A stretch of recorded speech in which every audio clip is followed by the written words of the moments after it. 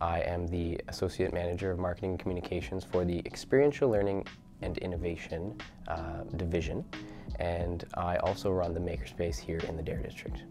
And so in 2018 we opened our doors September, and ever since then it's just been growing and gaining momentum and supporting students along the way.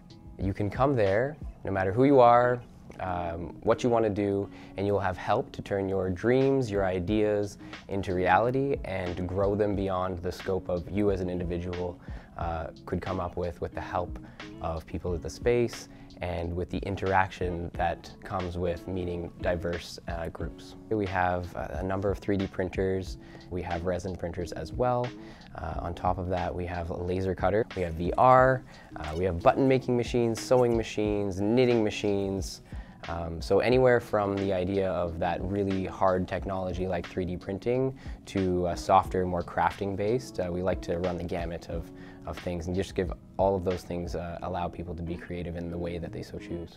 Well, I've been a maker for a very long time, so the importance of makerspaces to me is that it becomes a place where, number one, you build a community. So a room with equipment is a room with equipment. The people that come to a makerspace, and the whole reason why they come there is to usually use that equipment, but then you start to see interactions between diverse sets and different people happening in makerspaces. And when you get to a certain quota of individuals, the innovation curve, so to speak, becomes very much like a hockey stick. It becomes exponential in growth. And so I think a really important part about makerspaces is not necessarily the access to equipment, although that is useful. It's really the building of the community and the diverse ideas, perspectives, and skill sets that happen, that come together around and in these spaces.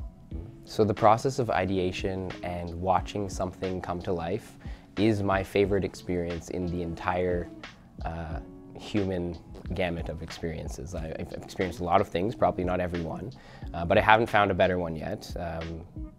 When you can hold it in your hands or you can share it with somebody, I put it those two ways, there's just something so magical about this was in my mind and now I can share it with somebody or I can hold it.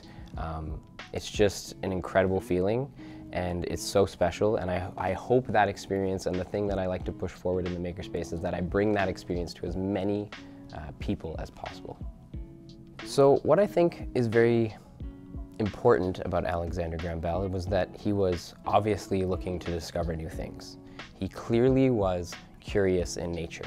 He wasn't accepting of the status quo. He was being inventive. He was trying to change the world in various ways, and not in one particular discipline either. He, transcended sort of disciplines, and I feel there's sometimes the idea that I have to be really good at one thing and one thing only can be sometimes limiting, and I think it's important to acknowledge that the skills and the experiences that you have as an individual lead and make for these innovations, and that all of the experiences coming together can make for a better future for us all, and not necessarily to have to stick to one thing.